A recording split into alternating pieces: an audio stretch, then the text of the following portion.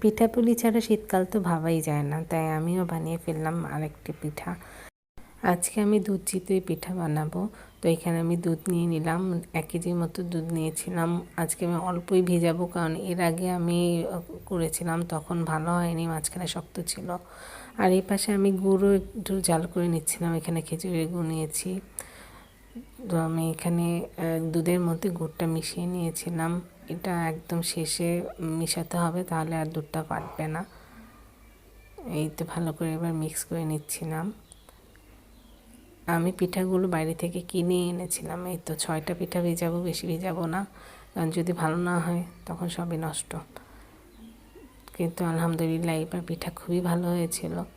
এই তো আমি এইভাবে করে উল্টে উল্টে ভিজিয়ে নিচ্ছিলাম। তারপর এটা ভালো করে ভিজে ঢাকনা দিয়ে ঢেকে দিই। আলহামদুলিল্লাহ সেদিন আমার পিঠা খুবই ভালো হয়েছিল। আমার হাজব্যান্ড রাতেই 2টা পিঠা খেয়ে নিয়েছিল। আপনারাও বাসায় এভাবে ট্রাই করতে পারেন।